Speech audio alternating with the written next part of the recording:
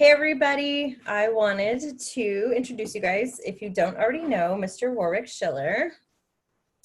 He is local to me here in California. Well, now you are.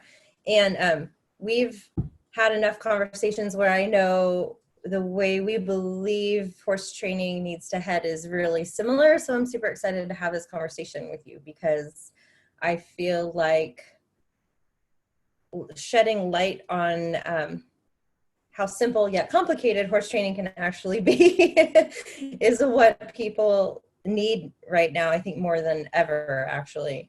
So I'm super excited. So thank you for coming and chatting. Hey, thanks for having me. It'll be fun. Yeah. So the podcast that I'm doing is named Mirror in the Stall because I feel like more than ever now I realize what the universe, God, spirit, whatever resonates with whoever, brings us in our lives are people, situations to highlight this stuff for us, and horses especially. So reflecting back to us a lot of information, I think, about ourselves is what I have been really seeing. So the name Mirror in the Stall for me is like, what are we really looking at when we see our horses and we tell our horses' story? So what I've started out with everyone is your story on how you got started in horses. It doesn't have to be super in depth, but I think people kind of like, wait, how did you even get here? Well, I grew up in Australia on a 1,200 acre wheat and sheep farm. We didn't own it. Dad just worked on it, but we lived on a house on place. And so Dad had horses, Dad used to go to school in a horse and buggy sort of thing, rode horses all the time. And then he rodeoed for a long time. And, we just always had horses around. I probably started riding when I was about 8. And what's funny is you just said a minute ago about this whole mirror in the stall thing and what horses reflect back to us. And it's just amazing how, I started riding when I was 8. Mm-hmm. But it's really only been the last few years I've really started to really understand that what's going on with them is what's going on with us. Mm-hmm. And so it's I was probably at least 48. So it's at least 40 years of just, riding these poor beasts around and without really getting that. And then, then I think it starts to go off like exponentially. Like it's almost like every day now. Mm-hmm. It's like, whoa, I have a deeper understanding than the day before. And the next day it's just starting to snowball. But yeah. I think it takes a while to get to that point. Yeah. What's interesting is that the couple people that I've talked to, it's always like you hear people say your energy affects the horse. Like you hear that growing up, you hear it all the time. Like people throw that around constantly, but nobody in my life up until recently that I've done for myself had said, hey, like, let's look deeper at what you're actually bringing to this lesson. Everyone says it and everyone knows it, but it's not anything I think up until recently people actually started to address. It's like, oh yeah, my stuff affects them. Okay, now put your heels down and keep your reins like this. And so I think once you become aware of that, it does snowball because then it's like, oh, and the realization. And so I think a lot of people, especially in your group, are aware of that, right? Like they know, oh, it's probably something that I'm bringing to this relationship. But I think the piece that's missing for a lot of people is, but what do I do about it? And I don't think a lot of trainers know, because the ones that I've asked go, oh, well, we just go back a step. If they're confused, we just go back a step and do this exercise over again, which I don't think is wrong. But I do think there's another layer. And just where they're at, they don't know. So that's the next best answer, which is what I did for years and years and years. Default to a training exercise. But what I want to find are the trainers that know, okay, there is actually a deeper thing you can do. And what did that story for you, what did that look like, that process? And I know it's multiple things. But I think starting to talk about that stuff with people and going, yeah, there is something that you can do that actually supports the rest of your life, not just your horses. Yeah, that's the funny thing I've been discovering for quite a while, but you know, in the last year or two, it's just been really, really taken off. But that when you start to get along with horses better, you find you start to get along with everybody better: husbands, wives, kids, bosses, employees, in workmates. You know, you tend to start getting along with everybody else. But because I think when you really start to get along with horses, you kind of have to change a bit about who you are or how you think, especially your judgments. Probably your judgments and your self-talk are probably two of the big ones. Because working with a horse, every decision you make, like he did this, so I'm going to do this, that's going to be just your interpretation of what's going on. And if your interpretation is quite judgmental, then that's going to affect how you do things. If your interpretation is that you suck and I'll never be any good at this or whatever, that's going to determine how you respond to what's going on as well. So, you know, I think it's a huge part of it. You know, just, it's funny, just 2 or 3 days ago, I did a Zoom call with a lady from Canada, and she is a therapist. I interviewed her. Sarah? Yes. She's amazing. A few weeks ago. Yeah, it was a really, really cool conversation. She's amazing. And what, so you probably all heard what she was on about, but you know, what she's trying to do is, well, like you said, you know, horses read your energy, and then you think, okay, what am I bringing to the table? And then, okay, you realize what you're bringing to the table. Sarah's gone back one step further and figuring out where does that come from. And it's usually in your childhood. She probably talked about attachment. Did you talk about attachment theory? And yeah, but I haven't released it yet, so it's not anything anyone's heard. Oh, okay. Yeah, so I had the most amazing conversation with her the other day, but yeah, like you get to the point to where you really got to unravel you if you want to get good with horses. And I think that's the real gift of horses. Like, let's say, not on this real woo-woo level we're looking at things now, but let's say a few years ago, like for me, for the last, you know, 5, 6, 7, 8 years, I've been helping people with their horses. And a lot of times, even then, I was helping them change how they view things, you know, not looking at things like it's a problem, but looking at it like, okay, the horse is having a hard time with this and what the cause of the problem is. And that's, you know, I've had a lot of feedback from people saying, yeah, since I started looking at things that way, I do things differently. I had a guy email me probably 5 years ago, and he is a worldwide sales manager for a company that makes elevators and forklifts. Okay. And he's one of 5 worldwide managers, not a sales manager, it's a manager, I think.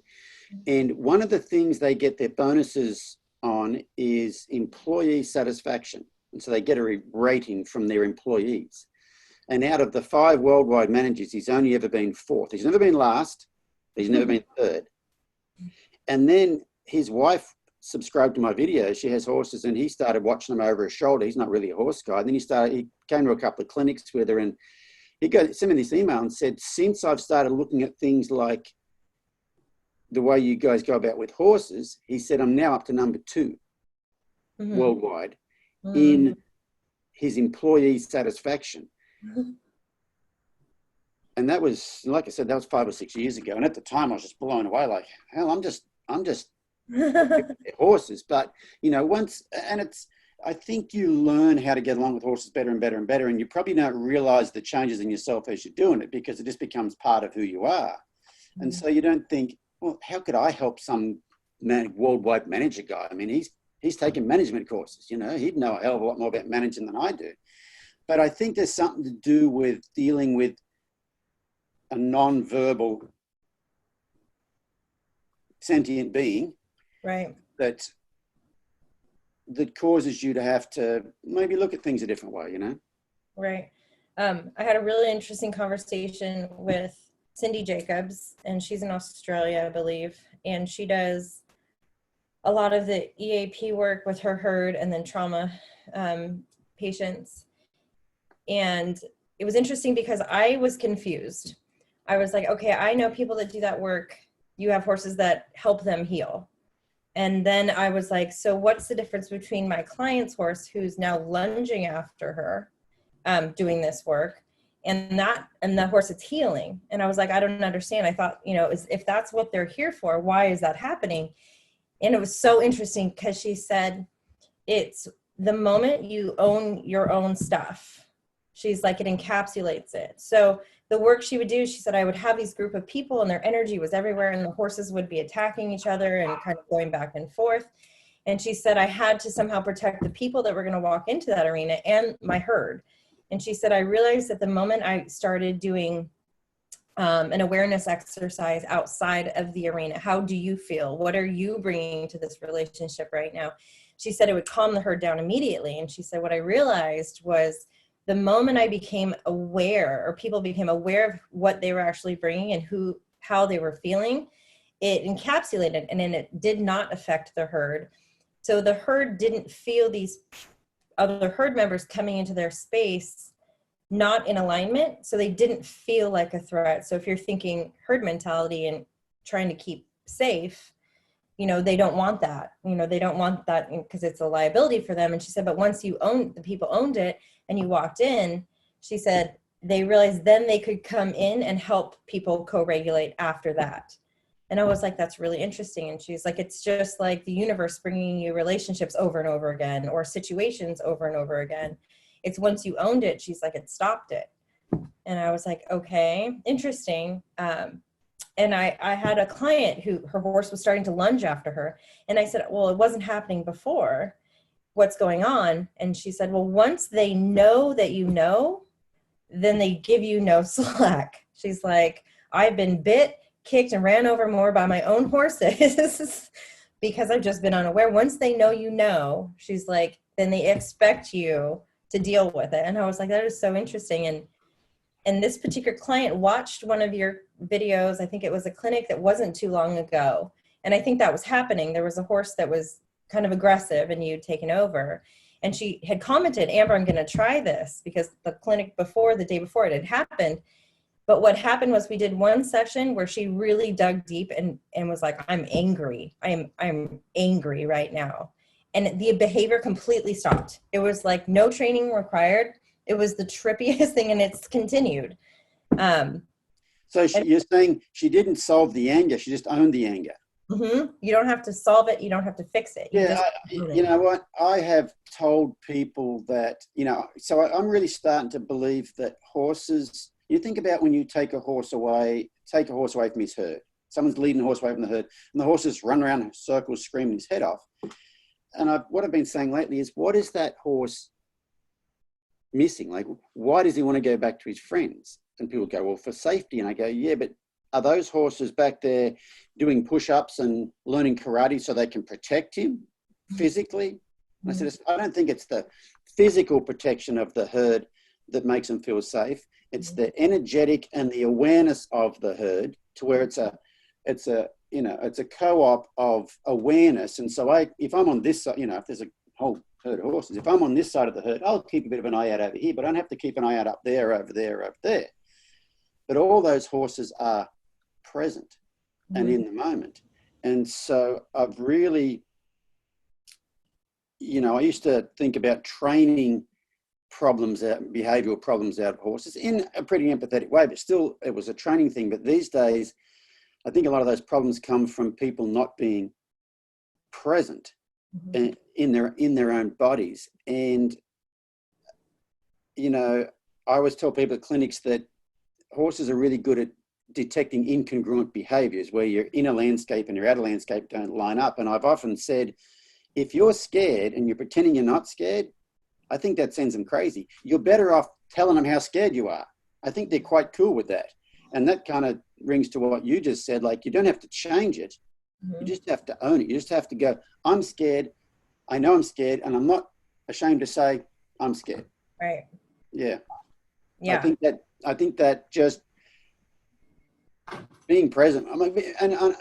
and I think it's because your thoughts and your actions and your energy all line up. I don't think they really care what it lines up to, but I do think it not lining up is the thing that makes most horses half crazy. And if you think about a lot of people, you would have encountered them, they're really passionate about riding horses, but they're really scared, but I'm not supposed to let them on. I'm scared. I'm supposed to, put on a brake race and push them through it and push myself through it. And I think that's why they have a lot of trouble with their horses, not because they can't ride. And then what happens is they have problems, and then like they have all these shame spiral, like, well, I'm not good enough and I can't ride. And most of the time they can ride perfectly well. Mm-hmm. You know what I mean? Mm-hmm. And all they've really got to do is own it. Just be aware of themselves and accept it. I think accepting is a big part of it too. Like not have any, well, I'm scared and I shouldn't be scared. Right. And I'm admitting I'm scared, but somewhere in the back of your mind you think I shouldn't be scared. Well, hey, I'm just scared of horses, okay? And that's, for years at clinics, I've had people that are having trouble with their horse and you're trying to help them, but what you're not allowed to do is go, you know what? The big problem here is you are crapping your pants and you're lying to yourself about it, lying to me about it, and lying to your horse about it, and that's why it's not working. And so what I have been doing for the last few years now at the start of the clinic is talking about all this stuff with no horses. No one's got any horses. Everybody's sitting down. I have a big conversation about this and just talk about how energetic horses are and how there are some people who can mentally picture what they want their horse to do and the horse will do it. Mm-hmm. There's that level of people. Then there's a level of people probably a little bit below that who can energetically get their horse to move away from, move towards them with their energy. Mm-hmm. And then there's the plain old people who are pulling and, maybe you don't even have to be touching them, but you are using your physicality.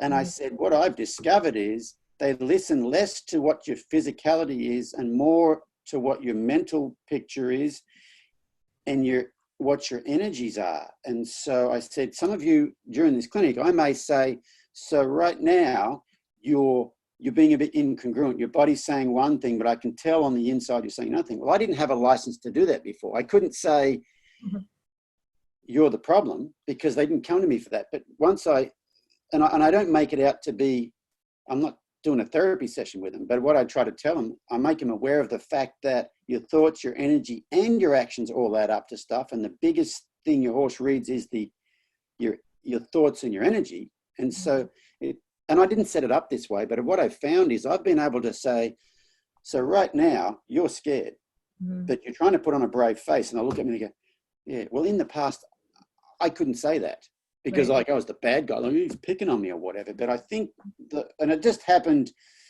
It wasn't a plan, but I just started doing clinics this way. And then I realized, hell, I just told that woman something I've been wanting to tell someone for years and couldn't say it because it would come across like I was picking on her or whatever, or I was judging her or whatever. And it's funny, you can say it, they totally accept it, and they're like, yeah, that's right. Yeah. And it's quite weird. And speaking to that is a thing a lot of trainers say. I've gotten to a place, and I know why, and I know why for you too. I've gotten to a place where I can say that because deeply embedded in who I am, I've released a lot of judgments about myself. And so the intention behind it is I actually really want to show up for the person and help them. Whereas before I felt like I couldn't connect with people.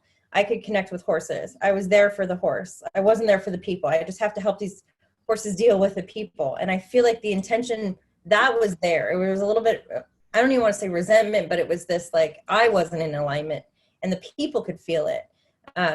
Because I was thinking, my thought was, I'm here to help the horse deal with the people. So it didn't really feel like, and now I feel like, no, I can see that. And I don't want you to suffer. And I had judgment around it before when I would say it to people because I was really judging myself, right? And so since I've done enough work and gone, okay, every single emotion we experience, we're supposed to, whether it's anger, fear, frustration. It's a lot of like a mix of Peter Crone and I love Peter Crone. I think that guy's cool.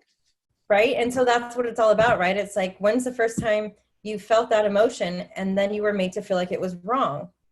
And and look at it now. Was it wrong that you felt that way? You were 6 years old and someone did that to you. Should you have felt that way? And it's like, well, yeah, absolutely.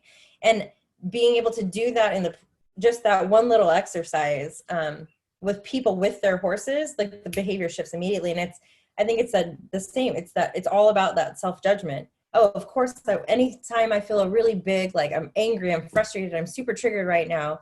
What is it? And it's like, when's the first time I felt this way? And when was I made to feel like it was not okay to feel that way? And it's like, oh, of course I was supposed to feel that way. So it leaves a lot of room for people to go, oh, and just like exhale and go, yeah, I'm really angry right now. And like, good. Like, you're a human being. You're supposed to be. And it goes back to the fear thing. That was totally the aha moment for me, is that you're not supposed to show them fear. Well, it doesn't matter what you're showing them. It doesn't matter how you're using the whip or whatever you're using. They pick up on the hormones. So taking the woo-woo piece even out of it, right? It's like biologically, they're picking up on the hormones that we're excreting. So they can judge, because of their mirror neurons, what that means for them and whether or not it's safe to, get on board and be part of our herd.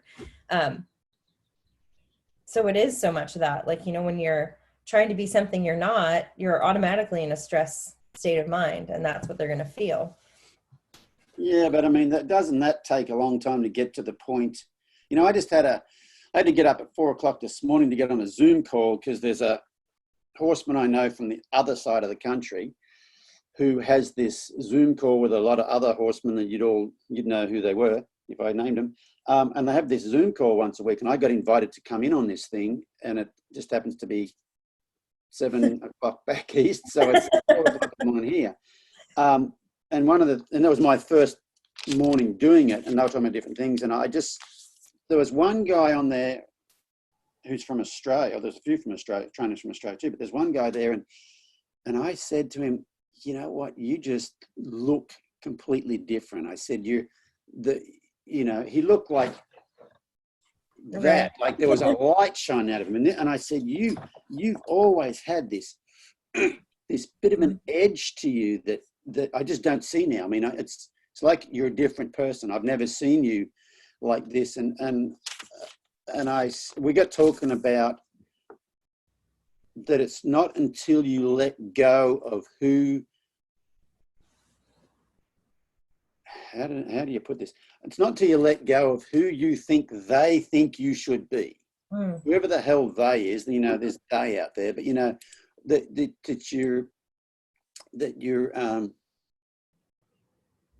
think they think you should be a certain way. Mm-hmm.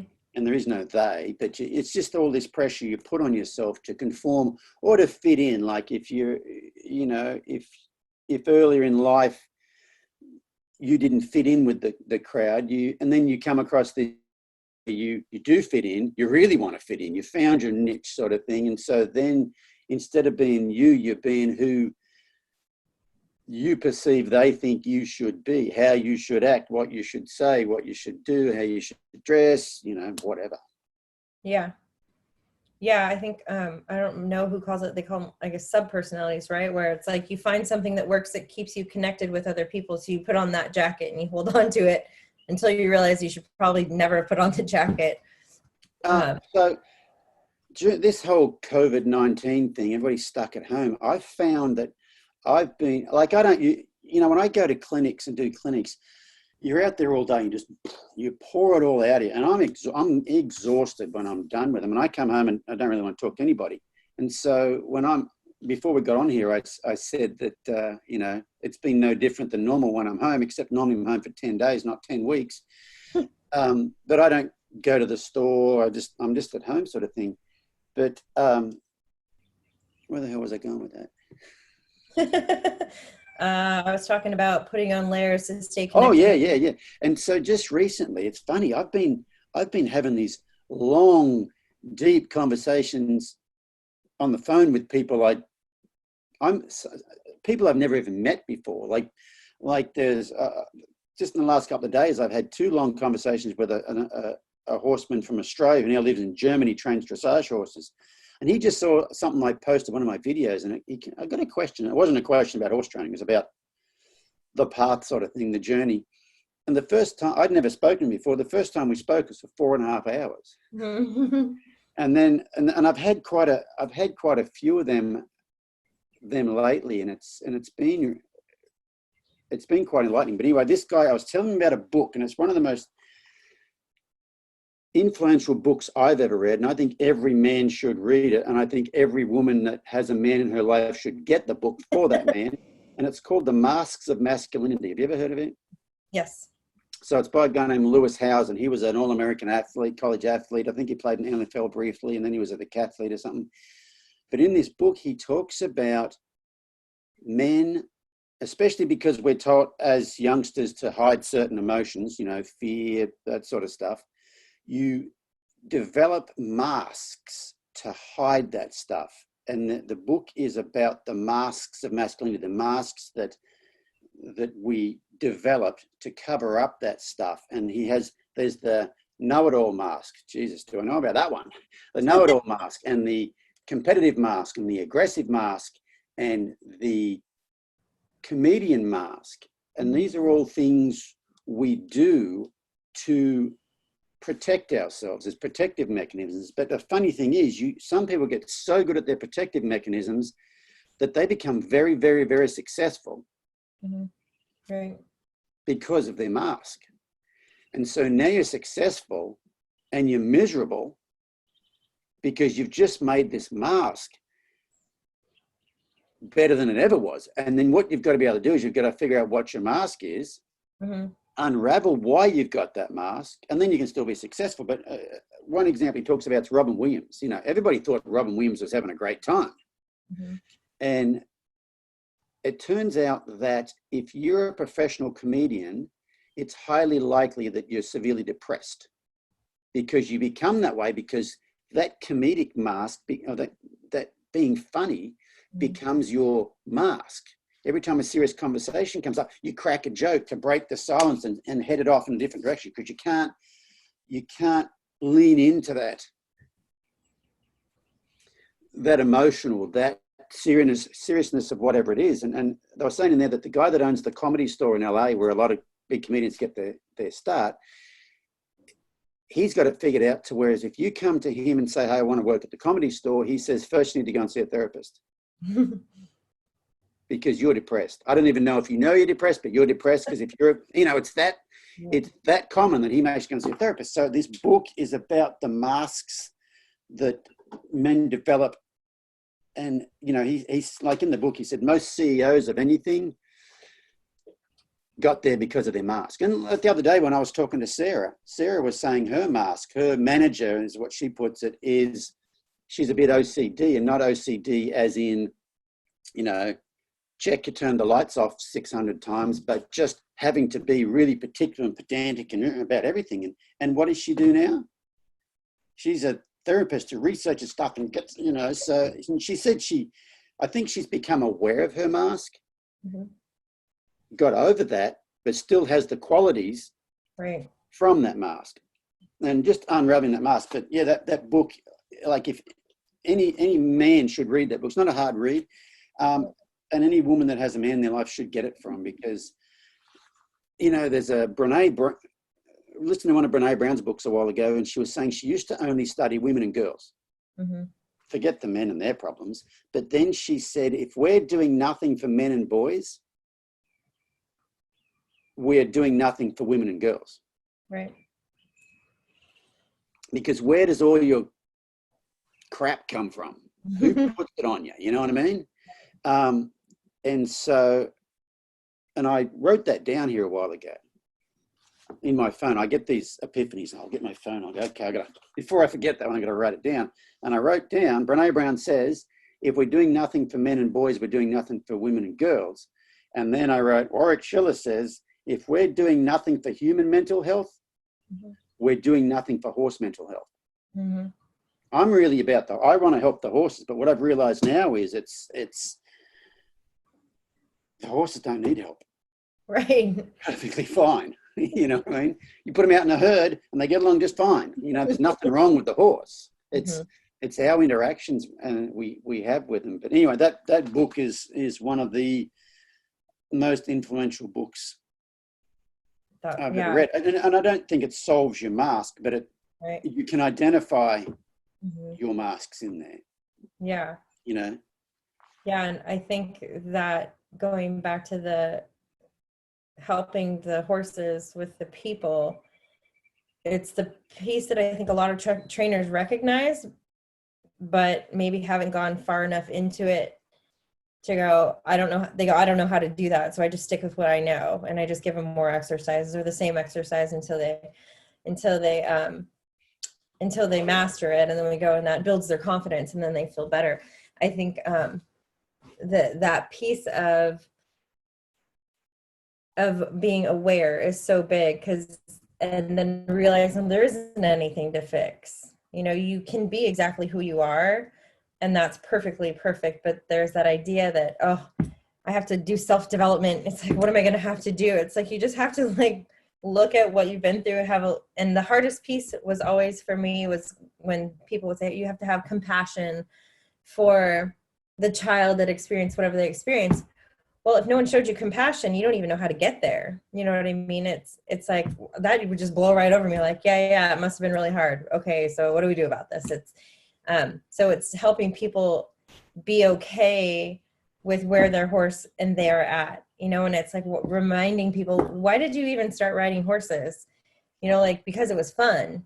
So why are we being so hard on ourselves to get XYZ done to make yourself feel successful? When who cares? Like, it doesn't matter. I have one client who has a little pony, and he just will not allow any room for her to not be present. He's a little Icelandic. He's 20 years old, and he is strong. I can get on him. We go round and round because I'm focused on him. I'm working on him for her for that minute, hand it off. And she is the most loving, social, wants to be present with everybody. And she'll be doing so good. I give her specific exercise. And then she stops to talk, and that pony just drags her off. And so we were going on the trail, and I always have her stop, like there's like 40 feet from the barn, and get off somewhere else. So it's mostly so she has something to focus on when we're near the barn, or he drags her through the barn aisle. And he had two moments where he kind of hung on her, and she was just, oh, like the entire day had been ruined. And we were all laughing, and I was like, who cares? Like, you got into the thing, you got off, like, who cares? Like, stop making such a big deal out of it. You know, it's like, nobody cares, and we're laughing, like, it's fine. But it's when people get so hard on themselves about what they think they're supposed to be doing, it just takes all the joy out of it. And I'm like, why are you even riding? You know, the horses are such gifts because they highlight, what do you need more in your life? You need to be more present with the thing right in front of you. And it doesn't make you wanting to connect with everyone wrong, but maybe he highlights this thing for you as a gift, because maybe you could get more out of a situation if you were even more present with that one thing. And I don't even know where I was going with that, but it was that piece of, they don't need to be fixed. They're here to show you, you know, or gift these opportunities for growth repeatedly until you figure it out. You know what I mean? I think that's why they give us problems. Mm-hmm. I think they present us with problems so that we might try to solve the problem, and the solving of the problem always comes back to us and our attitude and our judgments and all that sort of stuff. But the thing with, you know, some people are like, but he didn't do this. Like, sometimes I'll say, okay, so let's say we could get him to do that. Mm-hmm. How different will your life be? Mm-hmm. Like, will that make you happy? Like, could I then just pull out a gun and shoot you in the head, and you'll be like, yeah, I'm ready to go because they picked up a left lead. You know, is it that big a deal? Right. You know, because once you can get a left lead, then you might want to be able to canter for a while. And then you want to be able to get one lead change. And eventually you want to go to the Olympics, and you're going to get 15 one-time tempo changes in a row. But, you know, there's no end to... Right. Yeah. It's like that searching for, if I get that thing, it's going to make me happy. It's like, but is it really? Maybe being okay with the fact that you didn't get the thing done, and that's perfectly okay too. Maybe that's where you kind of find that, like, oh, it's okay that I didn't get it done today. Maybe tomorrow. Like, releasing that pressure of, if I get it done, I'll be happy. If I get that new car, that new horse, then if I reach that level of success, I'll be happy. But And it's like, well, or we could figure out how to be happy even with what you have right in front of you. Yeah, it's interesting. I had one of my clients really wanted me to ask you about the process of, and I know like for me, I was like, well, that's a really big question, but it'll go where it'll go. Was one of the most profound things, videos that I watched of you was, I think Sacramento, was, or maybe it was Sacramento, when you were going to take that horse and do what all trainers do at an expo and demonstrate what they would do with a horse that was anxious and not paying attention. And then you grab the horse, and then within a few minutes of it just being with you, it relaxed. And that didn't give you a huge opportunity to actually show an exercise to people that could have gotten done because it didn't need to be done. And for her, she said, I want to know what that process was. Like, how you get in front of all of those people and then still be able to accomplish that even without trying. So what is the work that you do? Is it meditation? Is it, what does that look like for you? Great question. That's an awesome question. So the short, long story of that was I was at a horse, so that was in New Zealand actually. And the funny thing was, it wasn't a couple of minutes. She handed me the lead rope, and the horse was running around. And as she handed me the lead rope, the horse just came straight over to me and put his nose right there. And I kind of turned to the crowd and said, okay, well, I've got to talk about what just happened here, because I had been touching on it beforehand. But at a horse expo in Madison, Wisconsin, exactly 3 years ago, last week or the week before, I met Barbara Schulte. You know who Barbara Schulte is? Yeah. If you guys don't know who Barbara Schulte is, I think she's an NCHA Hall of Fame. She was the cutting trainer. And then she became more of a mental coach. But I met Barbara there. And anyway, she was the first person to tell me about Brene Brown. And so I came home from there and I looked up Brene Brown, and I was listening to one of her books. And in this book, she said, you cannot selectively suppress emotions. If you suppress the lower ones, you automatically suppress the higher ones. And as a male of my age growing up in Australia, in my generation, boys don't cry, boys don't show fear, blah, blah, blah. So I knew there was some suppressed stuff, but that's not that big a deal. And in my family, we also suppress grief. Okay. Right. Oh. You don't show grief. You go to a funeral and go, oh, well, he's dead. Right. That's how anyway. So I'd never thought about it that way. I knew I knew those parts were tamped down, but I didn't realize what it does to the other side. I thought, could I experience more joy, more happiness, whatever? Never thought of that. And so I asked somebody I had met actually at that horse expo, who, this was months later, but I messaged her, and she's a therapist. I'd met her at that horse expo, and I said, if I wanted to delve into this, maybe see if those higher emotions are suppressed, what would I do? Would I go and see a counselor, a therapist, whatever? She said, well, I'd suggest you go and see someone who specializes in DBT, which is dialectical behavior therapy.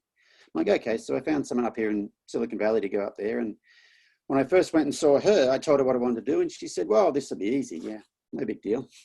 And after about 3 months of me going and seeing her every 2 weeks, we weren't getting anywhere. And she goes, you know what? We also offer group therapy at nighttime.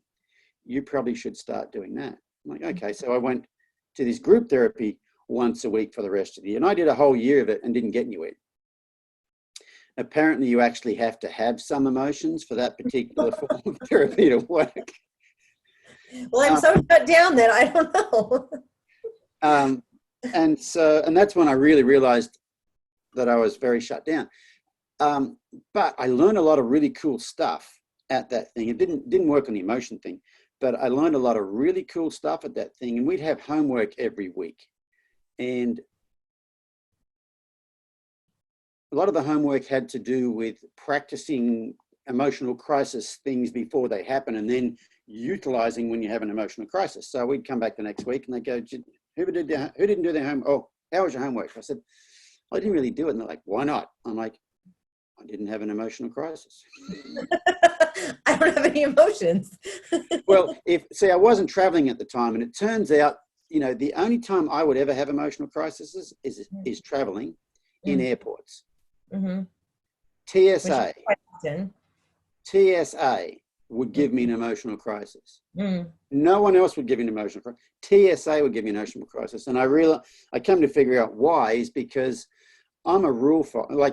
Like they said, oh, do you have a problem with authority? And I was like, I have no problem with authority. I'm a rule follower. I don't want to get it wrong. And I think it's from being a kid where you get in trouble if you get it wrong. Right. And so you don't want to get it wrong. Right. I follow the rules. Mm-hmm. TSA doesn't have any rules. You can speak to one guy and 10 seconds later speak to another guy and he will tell you to do something different than the first guy. And I would get pissed off. I want to see the supervisor.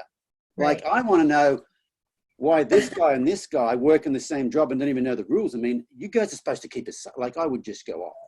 Right. Okay. I didn't have any emotional crises because I wasn't traveling. But one of the homeworks we had was they said, okay, so this week what we're going to do is we're going to count judgmental thoughts.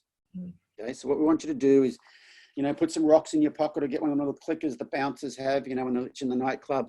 And every time you be aware of your judgmental thoughts. And every time you have a judgmental thought, count that. And I thought, well, I'm only going to have about 3 every day. So I'll just get 3 pebbles and stick them in my pocket. And then, when I have one about 10 o'clock, I'll put one over here. And at 2 o'clock, when I have another one, I'll put it over here. And then about 6 o'clock that night, I'll put one over here. And my number for the day will be 3. I had 21 before breakfast the first day. And the thing that happens when you start to become aware of your judgmental thoughts, you start to become aware of them, you become aware of how many of them you actually have. Mm-hmm. And then the next step from that is you become aware of how many of them you have about yourself. Mm-hmm. And then it comes back to like Brene Brown stuff where, she's a shame researcher, and Brene Brown says the difference between guilt and shame is I am stupid, but guilt is I did something stupid, but I'm not stupid. I did something stupid, which means next time I get a chance to do it better. And so what you get to do when you become aware of those judgmental thoughts, you start to become aware of how many you have about yourself. And every time you have one of those judgmental thoughts about yourself, you had it, and you reframe it. Go, no, I'm not stupid. Okay, I did something stupid right then. I wasn't really paying attention, but now I said something stupid to that person or whatever, but I'm not stupid, or I'm not an idiot, or I'm not whatever. I think, so this all comes back to that horse, coming up to me. I think when you get rid of those judgmental thoughts, it really changes your energy. And the other thing I started doing when I started traveling again, because that year I didn't travel and do clinics, or when I started traveling again, and this one was profound, was I noticed when I'm walking through an airport and everybody walking the other way, I'm looking at them and I realized I've always known I was people watching, everybody people watches, but when I people watch, I judge. I'm not looking at the best thing about this person. I'm like, too many clothes, not enough clothes, hair's too messy, hair's too straight, hair, whatever. I wouldn't be wearing that. That doesn't go, and it's just constant. And I walk one in the airport, the other. And so what I started doing was I would walk through the airport, and everybody that walked the other way, I'd look them in the eye as they were walking towards me. And I'd think to myself, may you be happy. And if they looked me in the eye, I'd give them a bit of an eye smile, Most people don't look you in the eye. Some will look you in the eye, and when they see you looking them in the eye, they look away. And sometimes you get that little eye smile back, and you get that a little bit of connection. Every person, may you be happy, may you be happy, may you be happy. And what I found, I felt something I've never felt before. I got to the other end of the airport, and I had this light, airy, happy, joyous, whatever feeling inside me, which is, I don't think there's a middle ground. When you're judging, there's this dark negative energy in you. And then, but if you walk through the whole airport and you may be happy and you have that gratitude and that love sort of thing, then you have this feeling. But I don't think there's a middle ground. Right. At least for me. And for me, it was a hugest change. Like I've always felt like this and didn't know I felt like this. And the first time I felt like this, when I got to the other end of the airport, I'm like, wow. Yeah. I could feel it in me. And I think that's a big part of, to answer your friend's question, that's a big part of what those horses are doing, because it's been happening more and more. I mean, someone was having trouble with a horse at a clinic, I'd say, give him here and I'll show you what to do. not how to be, what to do. And I would do something that would make it better. But I found, and it's not all the time or every horse or whatever, but I found there's a lot of horses, like they hand me the lead rope and those horses just kind of soften. And I think it's because I don't have that come over here and I'm going to fix your little red wagon sort of thing. It's like, hey, how's it going? You know, it's that energy. And I didn't used to talk to horses. I've actually got a controversial video on YouTube about talking to horses, and I say, don't talk to your horse, he doesn't listen to you. These days I talk to him all the time. But the reason I do it is because I don't personally, where I'm at in my journey, I don't think I can have that energy come out of me without me saying it. Right. Like if I don't go, hey, how's it going? Like when I do, hey, how's it going? That comes out of me. But I can't just look at them, I don't think, and have that. Well, it must be because like in that video you're talking about, I didn't say, hey, how's it going? But I've been, you know, I've just, you know, so that's, you know, so there's that. You asked about meditation. Yes. Having a meditation practice, it has been very, very helpful with that. And it's not just the meditation practice, but it's as, you know, initially I started out on Headspace. You start out with, you know, mindfulness breathing, just being aware of your breathing sort of thing. And then you start doing body scans and stuff. And then at some point in time in that, when you're doing body scans, they have you stop and feel what's going on. Is there an emotion there? What is that? Well, I didn't have much of that. So there wasn't much of that to feel. But I tell you what really triggered for me was I started doing some meditations by Dr. Joe Dispenza. You know Dr. Joe? My favorite. And so here's a meditation called The Blessing of the Energy Centers. Favorite. And what it does in that meditation is, so your energy centers, you know, sometimes they call them chakras, but it's like a chakra meditation. But what it'll have you do is, let's say you are focusing on this chakra here, like your solar plexus. You don't just focus on it, but what he wants to do is he wants you to feel the space inside your body. Become aware of that space inside your body around that energy center. Then the next thing he wants you to do is become aware of the space around your body, like arm's length on the outside of your body. Be aware of that space. Be really, like your mind's eye, be really aware of that space. And once you can be aware of that space, then he wants you to feel the energy in that space. And just me talking to you right now about that, I'm buzzing all over. Same. You get it now? Do you get it all over? Because you get it all over. I'll let you answer first. Yes. Do you get it in your torso? Yes. Yeah, see, I don't. My hands will be buzzing, like buzzing. And I'll have it on my arms, legs, the soles of my feet are buzzing, but my torso doesn't do it yet. I've had no emotions for so long that it doesn't buzz yet. Everything else buzz. And I'll sit down to meditate these days. And it doesn't matter what sort of meditation I'm going to do. I'll sit down, and as soon as I sit down and close my eyes, ooh, the hands start buzzing, you know. And I remember years ago, I read a little book on Reiki, and it was talking about just putting your hands about this far apart and focusing on your palms and see if you can feel the energy in there. And back when I first read that book, yeah, if I thought about it hard enough, I could do it. Now I can put my hands this far apart and I can feel the energy off this hand on this hand. But I still don't feel that in here yet. And so I think that meditation, you know, those sorts of meditations to really get you feeling your own energy, that's probably a part of it with the horses too. I mean, there is no one thing, but that's, you know, that'd be the short version of the whole thing. Yeah, I feel like so much of it is, especially with that particular meditation, he had done a live thing, and I bought where you could go in and watch it, and then you got to keep it. But he explained the meditation, which I love because it came at it from like a scientific point of view, right? So you could explain it to people like, oh, my energy centers. Well, no, here, like, look, this is actually a thing. But then I did that meditation for the first time. I had an extra like 2 hours before I had to go to a wedding. And I was just all over the place. I was having personal stuff going on. I was like, I was a hot mess. And now I have to go to this wedding by myself. And so I was like, I'm just going to do this meditation because I already listened to the other stuff. And I laid down and I literally don't know what happened, but I was like, I had plenty of time to get ready. And I was like, I thought this meditation was like a half an hour, and it was like over an hour. And I had zero idea that I'd been laying there that long. And my entire body, it was the best. So that one in particular was like one of my favorite.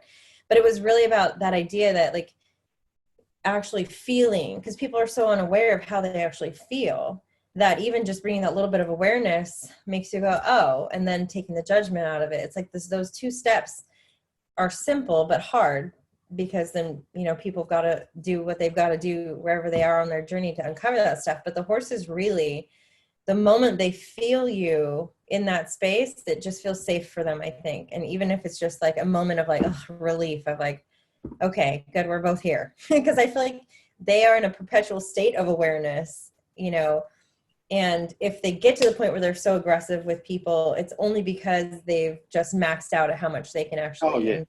you know what I mean? Like, I just don't believe horses are born that way. You know, and people, what about this horse? What about this horse? He's just, and I'm like, after a certain amount of time being in an abusive relationship, whether or not you're aware you're in an abusive relationship, you snap. There comes a breaking point where you just, you know, and how do you bring them back from there? It's interesting for people to really realize the training pieces. I was like, I don't even know if I feel like I can call myself a horse trainer anymore. Like I can give you all the exercises, but I don't start there with any of my clients anymore. Right. Like, Yes. It's not about, it's so not about horse training. Yeah. I was like, and people go, are you a horse trainer? I'm like, I don't know. I don't know what I am anymore. Yeah. You know, yeah, that's a tough one, you know, because I think to be a horse trainer, as in a horse trainer, I think that's someone who you send a horse to, they train it, it goes back to you, and it works like a motorbike. You know, it's and I really think in order to train a horse for somebody else, you have to, they've got to be a little bit shut down. They can't read your emotions too much. They just, you know, this rein means this, and this leg means this, and this thing means this. If you want it to work for them without a whole lot of them working on themselves, right. You know, and Martin Black says, you know, sometimes you can bring the human up to the level of the horse, and sometimes you have to bring the horse down to the level of the human. And that, I think that's what he's talking about there, is you have to bring the horse down to the level of the human. So you have to get the horse to operate for that human, but it's not, you're actually, it's a step down for the horse. Right. And what you're doing now is you're trying to bring the people up to the level of the horse, not bring the horse down to the level of the human. So I think if you're a horse trainer where someone sends you a horse for, 2 months, 3 months, 6 months, a year, it doesn't matter, and you send it home and it works, you've brought that horse down to the level of whoever is going to be riding it. Whereas if you work with the person to work with the horse, then you're just working with the person to come up to the level of the horse. Yeah. Yeah, definitely. It's an interesting place to be in. And I feel like now, even from, I'd say like a month ago, my understanding of things, like you were saying, where it starts to just snowball and it starts to happen really fast, where it's like, oh crap, like how long did I do that? 15 years. Like I was pretty successful. I was giving people their, horses, and they were working out pretty well. But it always felt like there was a little bit of where it fell down a little bit, like the level of what I handed off was, and I never knew what piece was missing. And that was the piece. It was, I wasn't up leveling the people because I had no idea how. I didn't even know how to do it for myself. Right. And, until like, I thought I was doing really good. I thought I was this trainer that was successful for long enough where I could fix these problems, until my own horses started to go to shit, mid my divorce, when I was just a hot mess. I couldn't fake it anymore. And then my own horses were all of a sudden trying to buck me off. I was like, what, what is happening? And I think there was that significant moment where I was like, I have to stop because I don't even know what's going on anymore. The only thing that I could do that I felt like I could make myself feel good was go train horses. And that wasn't working for me anymore. So do you have like a moment where you're like, this actually needs to be addressed? Where it's like, wait a minute, I really see it right now. that this is at a deeper level, of knowing that I need to shift this and I need to dive into it. Because I know you stopped traveling for clinics for like a year, right? And you kind of delved into, okay, what am I doing with, was there something that happened where you were like, oh, this right here? Oh, well, there's a bit to it. But so my wife bought a reining horse about 5 years ago, who's amazing reining horse. But the trainer that had him is a friend of mine in Texas, and he's one of the best reining trainers in the world. And but he couldn't get this horse shown, meaning, for you guys watching, getting a reining horse shown, meaning basically go in there, stick your hand down, and the whole thing works with no issues, sort of thing. And he couldn't get him shown because he'd spook at the judges' chairs. And this friend of mine is a very, very, very good horse trainer, but he's not into any of the horsemanshipy stuff. He's just a reining trainer. And so I knew there's a lot of virgin territory on this horse. I'm like, well, I can fix that. At the time, like, I'm traveling around the world doing clinics. Everything's going really well. I'm starting to believe my own press. And it wasn't like I had a big head, like I think I'm the best or anything like that. But I was quite confident in my abilities to help this horse through his problems. And we got him home, and the spook, we brought him sight unseen, because I saw a video of him and I know how this friend of mine trains. I knew he's going to be trained. I can follow this. I can ride this horse. And I did fix the spooking thing, but that wasn't it. This horse was just very, very shut down, and nothing I'd done in the past could get him out of that. And so it wasn't really a slap in the face, but it was kind of like a realization, a bit of a dawning, to where I'm like, what I do doesn't work with this horse. Mm-hmm. What I do works with every horse. I've not been stumped yet, and I was stumped.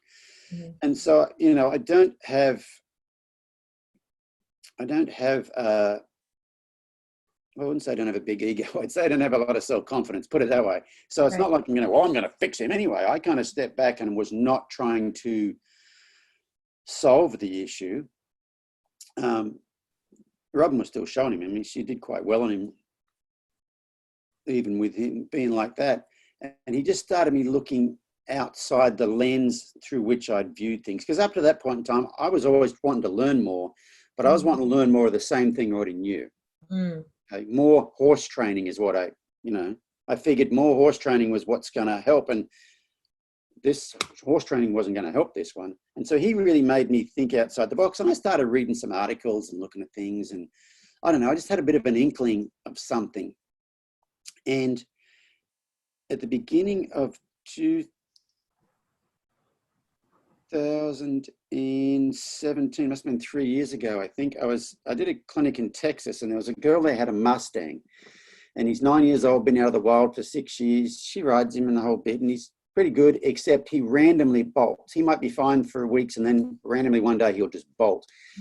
And bolting problems are not that hard to fix, because the bolting's not the problem, it's the trigger. And you just got to figure out what the trigger is and fix that, and you're good. Well, this girl, her trainer was at the clinic too, and I said, so what's the trigger? Like, when they said it's random, like, we don't know what sets him off. Like, it could be nothing.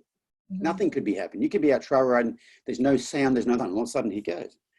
Like, that's weird. So the first day we're doing some groundwork with him, and I don't even remember what we did with him the first day. It wasn't much, but it was some groundwork. And then the second day she was doing some groundwork with him, and she was asking him to disengage. So she was walking down his near side, asking him to just untrack that hind end. And he started to block her out with his head. And so she said, hey, Warwick, he's starting to block me out with his head. And I said, well, let me look. Anyway, she went to walk down the side of him. And as she went around there, he turned his head like that and blocked her. And I said, here, let me have a look for a second. She handed me the lead rope. Now, normally in the past, if a horse turned its head and blocked me out, I would just reach under their jaw softly and go, excuse me. Mm-hmm. And I'd get in that side. But I didn't. When he turned his head, I went to walk around there. When he turned his head, I just stepped back and waited. And his head straightened up. And then he showed me some sign of relaxing. I don't know if he blinked, twitched his ears. I'm pretty sure he didn't lick and chew. It wasn't that big of a relax. But anyway, then I did it again and again and again. And after about 10 minutes, I could walk down that side. So I didn't correct him at all. Mm-hmm. And now he's fine with me walking down there. I thought, well, that's weird. A minute ago, he didn't want me to walk down here. But now he's okay, but I didn't fix it. I didn't fix it. And I thought, well, he's been ridden for 6 years. Obviously, you can touch him. And so I took my hand, I went to put it on his neck. And I reached up towards his neck and he raised his head up about that far. And so I stopped and I stepped back. And then he started blinking or moving his ears again. And so I tried again. I did that for about 5 or 10 minutes. And then pretty soon I can walk from the front of him, around the side of him, touch him. There's no sign of tension at all. So I thought, okay, now I'm going to disengage him. And I bet if I disengage him once, when I walk back to the front, he's going to start blocking me out because he doesn't like being disengaged. That's what it is. Disengaged him, worked fine. Walked around to the front, walked around the side. He didn't turn his head. I could touch him and disengage him. It's fixed. I don't know. So I handed him back to her and I said, oh, it seems to be good now. And she said, what do you want me to do? And I said, oh, just hang on to him. And I was helping somebody else. And about 10 minutes later, everybody in the clinic goes, I turned and I looked, and this horse has buckled at the knees, fallen to his belly, and he's snoring dust clouds in the arena. And then he has a roll, gets up, has a shake, and then boom, down he goes again. And I said to Hannah, his owner, is that normal? She goes, I've had him for 9 years and I've seen him lay down once. And it was way out in the pasture, and I showed up and he jumped up like as soon as he saw me on the horizon. He's never lain down in 6 years. And so he slept till about lunchtime. So at the time I was doing a morning session, afternoon session. So she was in the morning session. So he slept about an hour and a half till lunchtime. We had to wake him up to leave the arena at lunchtime. The next morning she brought him back in and she said, what do you want me to do? And I said, just hang on to him and see what happens. After about 15 minutes, boom, down he went and he slept for 4 hours till lunchtime. Horses riding around him, past him. He was just unconscious. And I knew something happened. I didn't know what happened, but I knew there was a huge change in this horse. Anyway, I went home from there and I researched horses' sleeping habits. And I knew horses sleep standing up or laying down, but what I didn't realize is they have to lay down to get REM sleep, that deep restorative sleep. And we don't know what, horses can't tell us how they feel if they don't have it.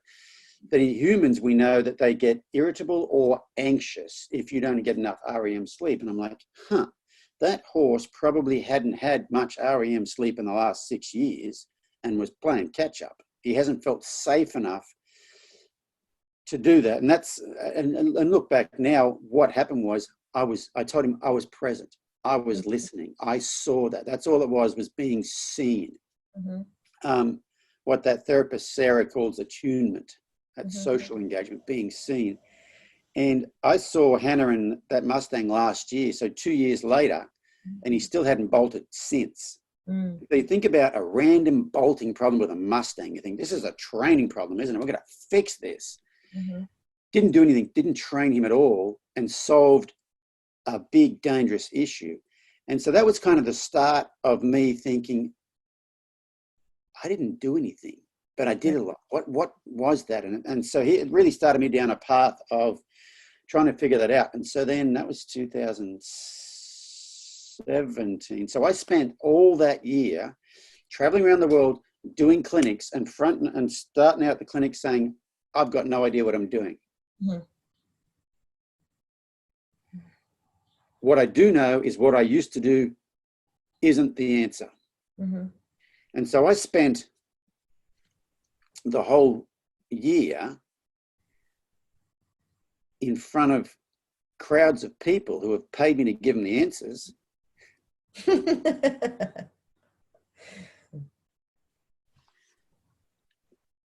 Telling them I don't know the answer, but bear with me, we can figure this out here. And so, I wasn't training horses for the public anymore. So all my, when you're training horses at home, when you got horses you train at home, like every day is an experiment, a little bit of this, a little bit more, a little less, whatever. I had to do that in public. And by the end of the year, I was really starting to get like, hey, I think I'm getting some of this figured out. Like I don't have the answers, but I know what doesn't work and I got a fair idea. But by the end of that year, I'm like, I need to just take a year off from doing clinics. Now I've got an idea. I want to solidify this stuff or stuff. And it was at the end of that year that I said, oh yeah, I also, aside from that, not related, I want to go and see this therapist about this idea that maybe I could feel more joy and happiness. Totally unrelated. Totally unrelated, like nothing to do with that.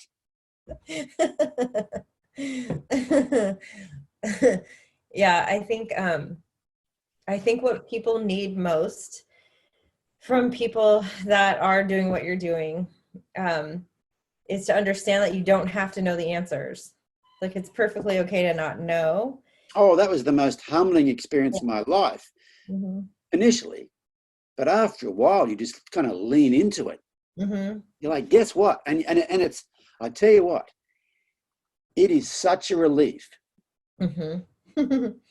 when you get to the point where you're somebody who's supposed to know the answers. People think you know the answers, and you get to the point where you are confident enough in yourself, I guess, to go, I honestly don't know the answers. Because I think for a long time, especially if you're in the public eye and you are supposed to be some sort of an authority on a certain subject, Mm-hmm. there's this expectation that you know what you're talking about. Mm-hmm. And especially if one of your masks all your life has been the mask of being right. Mm-hmm. Right. I mean, I'm right. And you got to be right, and you want to be right over trivial stuff. Right. And this is not your area of expertise. You'd be talking to someone, talking to your spouse or whatever. You got to be right. And that's just one of the masks that I got growing up, because being wrong gets you ridiculed or whatever, So you got to make sure you are right, because then you don't have to put up with ridicule or whatever it is, you know what I mean? But yeah, I tell you what, it's when you get to the point to where you can kind of go, hey, I don't know. Mm-hmm. Like these days on my Facebook group, if a question pops up that I'm like, I don't know the answer to that, I just keep scrolling. Whereas I used to have to stop. I'll give you the right answer, even if I don't know the answer. I'm going to give you the right answer, And sometimes conversations will go on my Facebook group and everybody giving what they think. And finally someone will say, well, you're going to chime in, Warwick? I'm like, yeah, well, I've been thinking about it and I don't have a great answer for that. I really don't know what to do about that. I was hoping maybe somebody else had a good suggestion. I was waiting to see something that resonated with me in the comments. Well, maybe, because I tell you what, I'm lucky. I have, like in my Facebook group, I've gathered a group of people from around the world who are kind of a bit on the same journey. And like there's a lady on there from New Zealand. Every time she writes something, and she usually writes quite detailed things, I read it and learn something. Mm-hmm. She's amazing. It's like, yeah, what she said. I can't say any better than that. But she has researched all sorts of stuff. She's not a one lens person. She dabbles in a little bit of everything. And I'm not saying she's lucky, because that would make it seem like I'm saying I'm unlucky, but she's been fortunate enough to be able to do that on her own, right. Like with her own horses and just dabble around there. I kind of did that in public. And I have a lot of people say, you know what, you are so courageous doing what you're doing, saying, and I said, well, I don't think that's courageous, because I've always shared what I knew. Mm-hmm. And as I learned new stuff, I shared that. It just all happened to be the same stuff. I learned more of the same thing. Mm-hmm. And so I shared that. So I don't feel like I'm doing anything different. I just happen to be looking at a lot of different stuff. And that, I suppose that's one way to look at it too. But the other thing is, I do think that vulnerability like that, be like they say, I'll tell you what, this is how it started. So when I met Barbara Schulte at that Horse Expo, I had where our booths were in a row. So Dan James was on the end, and then who else? I forget who else was in there. And then Barbara Schulte was sharing a booth with Sandy Collier, and then there's someone else, and there's me. And so I went up, and I had to, it's a horse expo in Madison, Wisconsin, called the Midwest Horse Fair, I think. And one of the things you do there is a spoken presentation in a lecture hall. And I've done this one quite a bit at different horse expos, and it's called, the one I do is called Everything I Learned in Life I Learned from Horses. And it's about life lessons I've learned I've learned from horses, and I'd done it before. And I don't rehearse speeches or anything. I just have a rough idea what I'm going to talk about and just get up there and it comes out. Anyway, I went up and did this one. And well, I opened up a bit more than I had ever done. Mm-hmm. And so walking back down from there, I had to walk past Barbara's booth, and she said, "Oh, how'd you think?" I go, "Oh, bloody hell, I'm exhausted." And she goes, "Why?" I said, I just talked about stuff because there's a lot of people, 100 or more people. I said, I just talked about stuff to 100 people that I don't know if I've ever talked to anybody but about before. And I feel like I've been run over by a truck. I'm exhausted. And she said, well, that's what they say about vulnerability. She said there's levels of vulnerability. And the first one is confiding to someone you know quite well. Mm. And then the second level is confiding to several people at a time that you know quite well. And then the third level is confiding to someone you don't know. And then the like ninja level is opening up to a group of people, especially a large group of people that you don't know. I'm like, well, shit, I just did that. And I felt like I'd been hit by a truck. Like I was just exhausted, you know what I mean? And she said, and what was funny was she said something to me then about someone or other. I go back to my booth. I'm sitting there. Not long after that, this girl walks up and I'm chatting to her.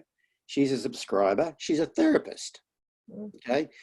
Grew up in Kansas, and Ray Hunt used to do clinics at her parents' house when she was a kid. So she rode with Ray Hunt when she was like 12. And I said, and she's a subscriber, so I figured she was in the audience, that thing. And I said, yeah, you remember when I was talking about this morning? She goes, no, I didn't see it. I just got here. I'm like, oh God, I opened up and it was exhausting. And she said, oh, well, Brene Brown says that shame is the scourge of society and vulnerability is the antidote to shame. I'm like, that's prophetic. Come with me. I want you to meet Barbara Schulte. I want you to tell her that. So I take her 3 booths down and go, Barbara, Megan, Barbara, can you tell her what you just told me? And she says, well, Brene Brown says, and Barbara Schulte turns to me and she goes, yeah, that's who I just told you about. So I'd spent 50 years of my life never hearing Brene Brown, and within the space of a half an hour, I had 2 people who didn't know each other, who weren't in the same conversation or anything, tell me about Brene Brown. Mm-hmm. That's when the universe is knocking you up the side of the head. Yeah. It shocks me. Brene Brown, I think that I fell asleep. I randomly, not random, in the middle of my divorce, I saw that YouTube, the one that she did, the big one. Probably, yep. And I listened to it over and over, and it was just like mind blowing. Yep. And then still, like when I talk to people, I'm like, oh, Brene Brown, and they're like, who? And I'm like, how are you even doing life? And I've never heard of Brene Brown. Like, it still confuses me. I'm like, I'm going to send you things. Yeah, I do the same thing at clinics. Like, I get quite a few spectators at the clinics, sometimes up to 100 people. And I'll go, I'll be talking about stuff. And I say, has anybody here heard Brene Brown? And like 3 people put their hands up and I go, okay, here's your homework. You're taking notes, because quite a few people take notes. Here's your homework. YouTube, a Brene Brown video it's a TED talk called The Power of Vulnerability. I said, you can thank me later. I said to him, your life will not be the same again. You will listen to that and then you go, I want more. How do I find out more about what she's talking about? Mm-hmm. And I don't think I've ever heard of anybody who listened to that didn't go, wow. Mm-hmm. Yeah. And I re-listened to it at the beginning of this year, and it was just like, now, I even hear it differently. And I have all of her books and on audiobook and, and it's constant, but it was like, you always hear something different, even again, listening to it. It's like, oh, it's like a next level of like, oh yes, like so. Yeah, you see the deeper meanings in it. Yeah. Yeah. Very. So we'll wrap up, or I'm sure we could go for hours. It would be very easy. Very. And I end with that idea that it's called Mirror in the Stall. This is also a really big question, I guess.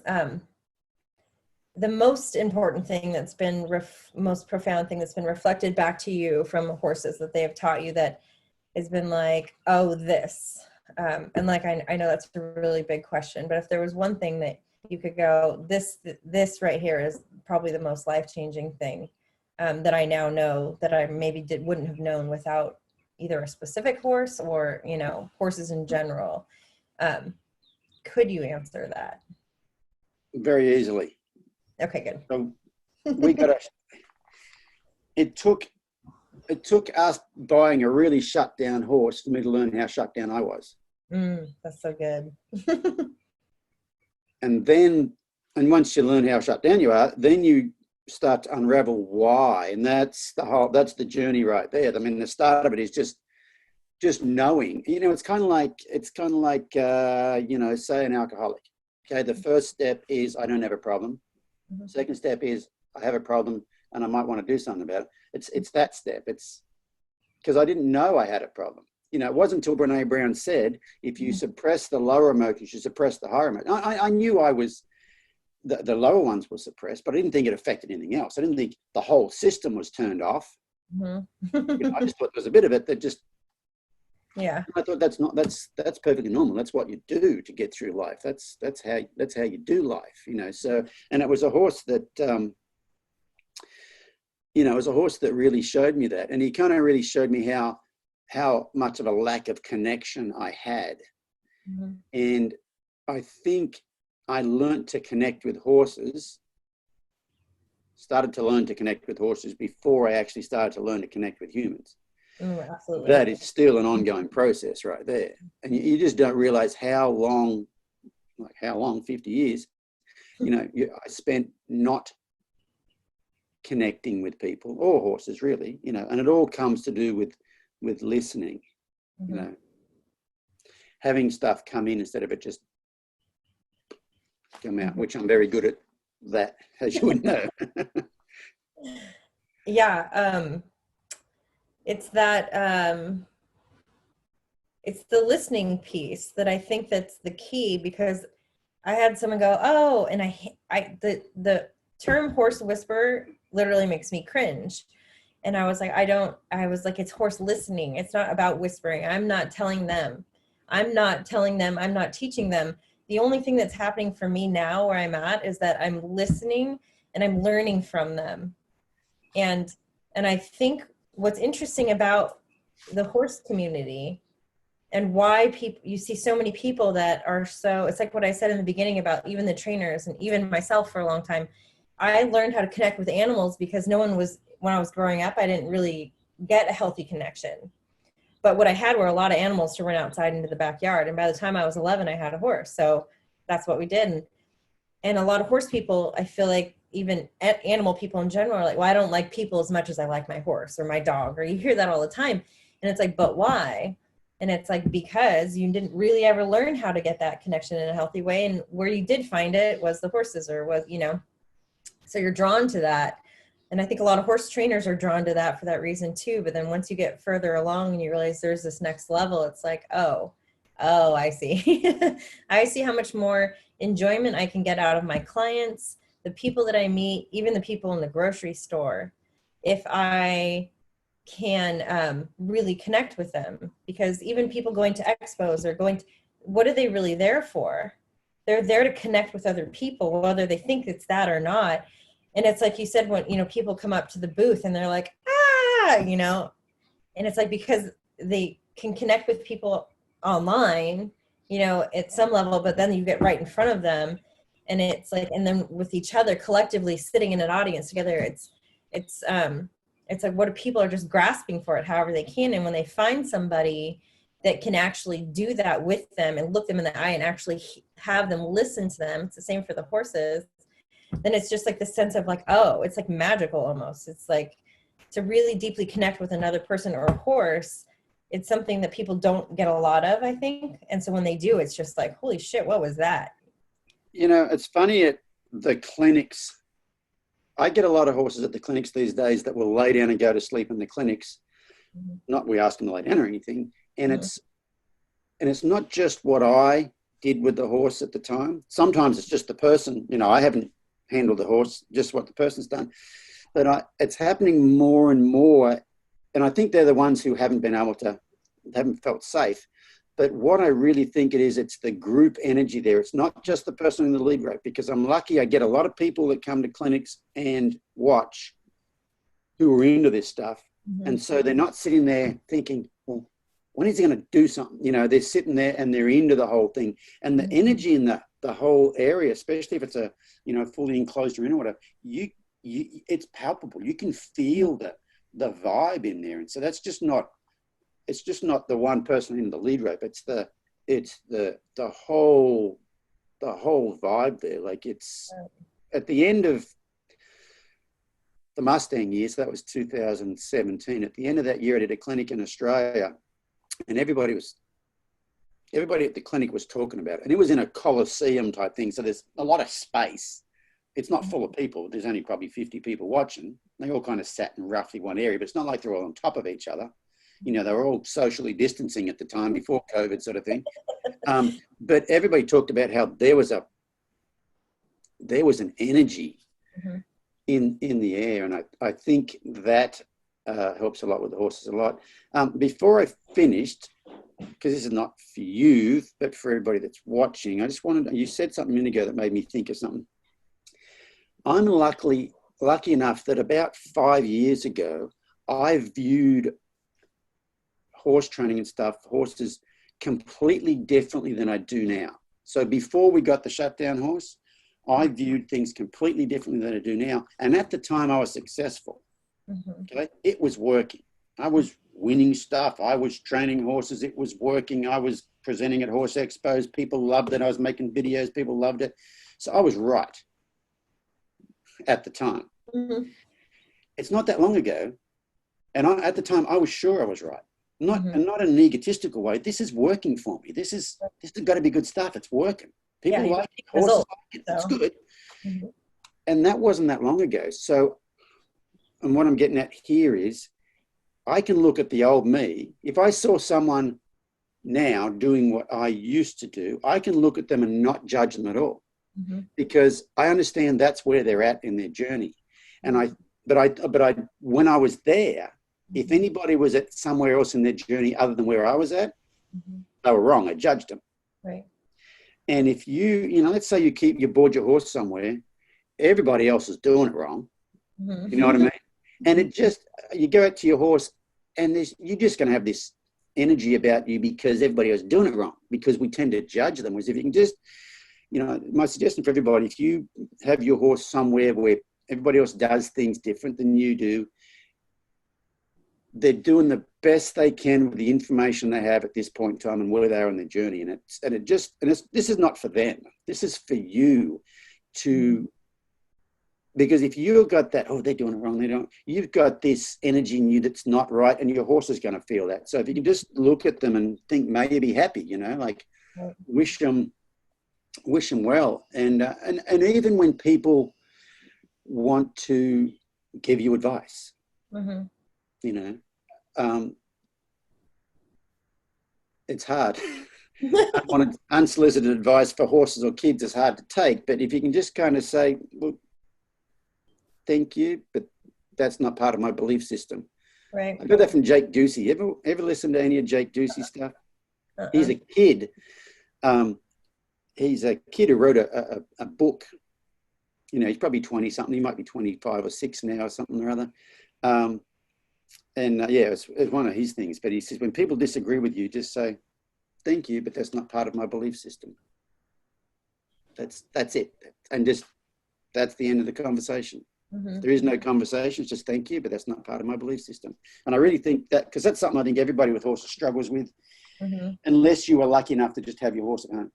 But if you're a horse in a boarding situation or whatever, you get that energy coming and you get it pushing back. And you and I both know someone who went to a dressage show here last year, I think.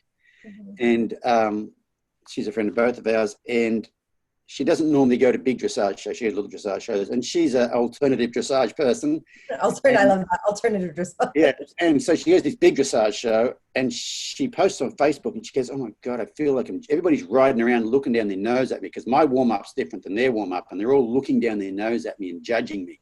And so I private messaged her, and I said, "What I want you to do is everybody that looks at you, look them in the eye and think to yourself, may you be happy." Mm-hmm.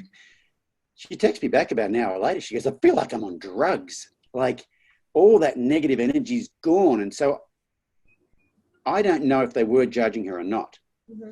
but her perception of them judging her made her think, she's judging me, bitch, instead of just whatever's coming, just may you be happy. And she said, "I just feel totally different." She said, "Now I'm not even sure they are judging me.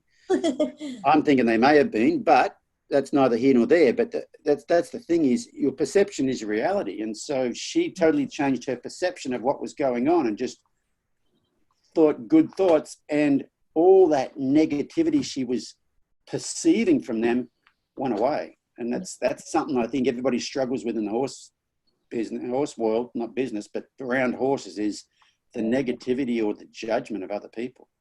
Yeah. I think it starts with our own judgments, you know. Yeah. I have, whenever I don't take a lot of outside horses, and I will once in a while, and they usually come from another trainer. And so they have to go back to that training program, and without fail, and I tell them when they first come, the last 2 weeks, you know, I leave them alone a little bit, but it's always dealing with, they kind of freak out. Like they have to go back into the real world where this barn atmosphere we've created here, the conversations that happen in our barn are like, you know, but everyone's kind of, and so they come here and there is no judgment. We don't care what you're doing. We don't care if someone takes, because sometimes people just walk their horse out, sit in the middle of the arena at the mounting block for 20 minutes, and that's all they do for the day. You know, and they, whatever their process, you know, and nobody looks out there and go, what is that person doing? Like that just doesn't happen here. And so without fail, they start to get like, I got to go back to my regular barn with my trainer, and they're going to be like, why are you doing, you know? And it's like that piece of helping people go, you don't worry about what other people think. Like, and if you're already feeling that, you're just going to think that's what they're doing, even if they're not, you know what I mean? It's like you're creating your own reality. And if they are, if they aren't, it doesn't matter. What you're telling your brain in that moment is what you're going to experience. I'm like, and that's not doing anybody any good. So it's such a hard thing too, because people, there's so many horse experts, especially boarding stables, because I trained out of one, and I had 6 other trainers at the time training in the same barn. And it was such a big facility that, you know, I do send people back to that place, and it's so hard. But then I think that's in general in life, right? That's, the horses highlight it for us because it's our world. But for people in general, whether it's their workplace or even in their home life, their spouse, it's so imperative. So I think the blessing of having a horse is that I always say that I think people will often do things for their horse before they'll do it for themselves, before they'll do it for their family, before they're, you know, if that's the cool thing about horses. Like I'm helping with their horses, but I think a lot of the stuff I'm doing is helping people with have some personal growth. But I guarantee you that they wouldn't have done it for their spouse, mm-hmm. or their boss or whatever, but they'll do it for the horse. Because I think that's the great thing about horses is people are so passionate about their horses and getting along with them, they'll do whatever it takes, mm-hmm. to get the changes. And then those changes just carry over to everybody else in their life. Yeah, absolutely. And I feel like that's the shift that was made for me was, I can get to the people by using their horses. And I have enough horse training experience where I can give them stuff specifically, but I now know, what I can give you is a deeper level of something that maybe you weren't aware that you were coming here to get. But once they get a taste of it, it really kind of opens up, you know, that, perception shift, and like, and then they do see it spill over. And I think that's exactly what you're doing. And it's so amazing because you do have such a bigger platform to be able to do that. And so your reach is so, it's vast. And so that I think that's just, it's a huge deal. And I think especially in the horse industry, to be able to help people make that shift, because it just lightens everything up for their entire rest of their life and their entire experience.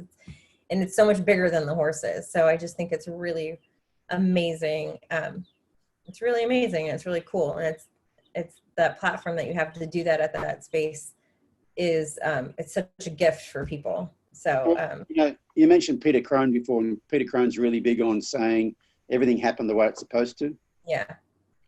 I think everything has happened for me the way it's supposed to, because what I'm talking about now with horses, if someone, I'm not the only one doing it. There's a lot of people out there who are talking about the same stuff I'm talking about, but no one listens to them because they've always been talking about that, and that's too far out there. I think the way things lined up for me was, I got to compete a bit. I got to start up my YouTube channel and get some basically street cred from a wide population of people who kind of, I'll listen to what this guy says. He's got some credibility. And then it's almost like training a horse to where you change things slowly. And then getting trained. And it wasn't a plan, but it's kind of like I've drugged them from here over to here. But there's no way if they were here, they would have went, I want to go there. That guy's a nut job. You know what I mean? I think of taking him from here and took him with me. And I really feel like that's my purpose, is not to be, I used to think I wanted to be a horse trainer and compete and win stuff, and after a while I realized, no, that's not why I'm here. And I really think why I'm here is just to help people along that process. And that's why everything's kind of gone the way it's gone. That's why, the reason Sherlock showed up, because if Sherlock hadn't showed up, I'd have still been doing what I was doing, so yeah. Yeah. And I think that is showing people you can do both. You can integrate this piece of it, and it makes the competitive side, if that's your thing, you're only going to excel. And that's why I have people that get so much anxiety when they go show, and I'm like, why are you showing? You have to get to the reason why you're showing. Because if it's for your ego and other things, you're going to fall apart and it's not going to change. If you're showing because you actually enjoy the environment, you enjoy going to the show, you enjoy connecting with, there's so many people that we do it because we think we're supposed to. I'm like, well, that's not going to get you anywhere. So it's that being able to combine both worlds. It's not, I never ride my horse and I'm off in La La Land meditating with my horse and, I just show. It's like, it feels like there's such a divide in the horse training world that you're either doing one thing or the other. Whereas with you and other people that I've started talking to, they do both. And it's like, no, this one only supports that one. You don't have to stop showing. You know what I mean? But if you come back here, your showing experience is so much more fun and enjoyable. You know what I mean? I don't have the desire to show and compete anymore. But the funny thing is, the reason I wasn't terribly good at it before, I've fixed that. Right. The last time I showed was the World Equestrian Games in 2018.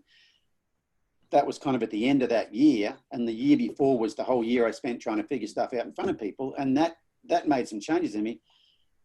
I really hadn't shown a lot in 4 years, but I competed at the World Equestrian Games, hadn't competed much in 4 years, did better than I've ever done anywhere, anytime, was more relaxed, more focused, in the zone like you wouldn't believe.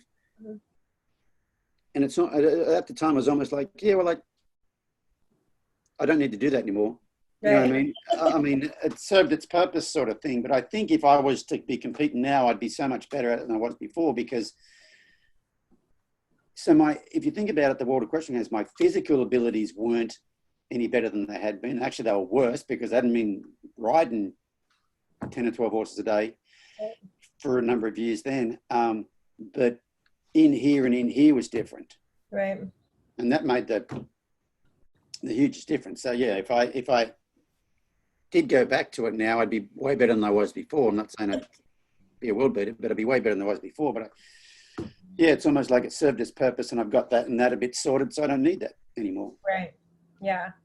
It's very interesting, this whole process.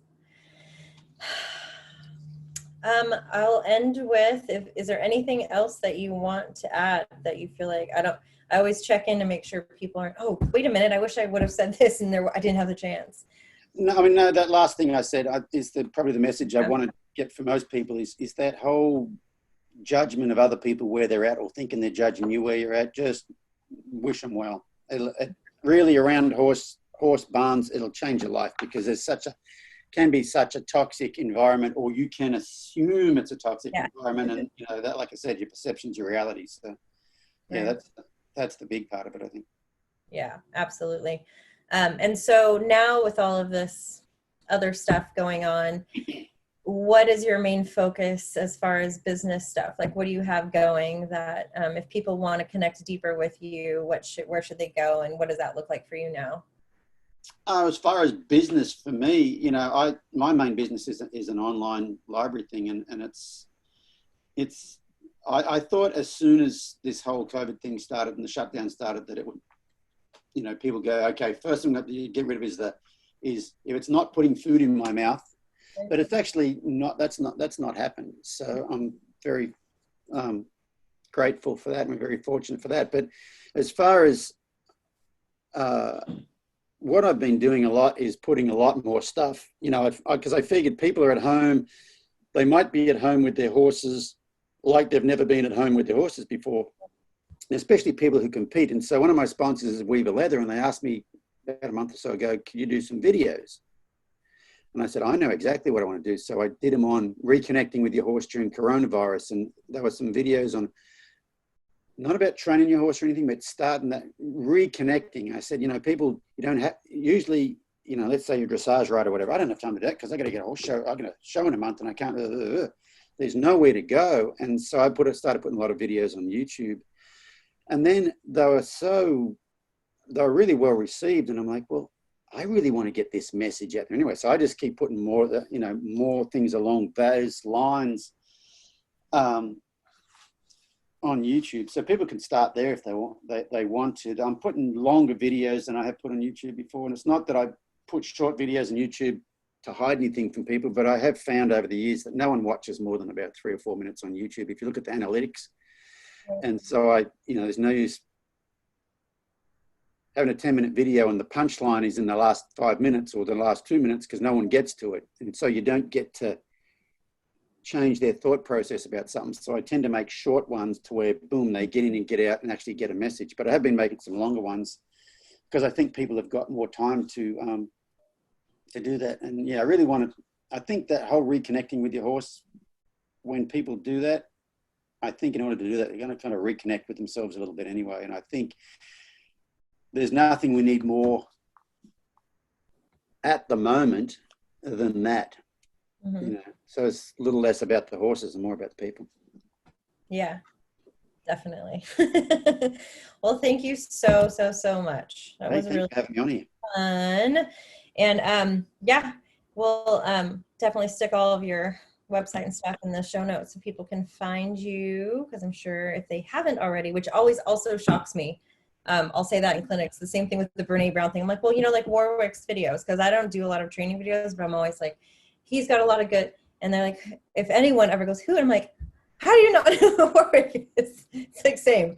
So in case people have not found you or stumbled upon you yet, I will make sure I stick all that info in the show notes. And yeah, so just thank you for the time. Thanks for having me. It was a great chat.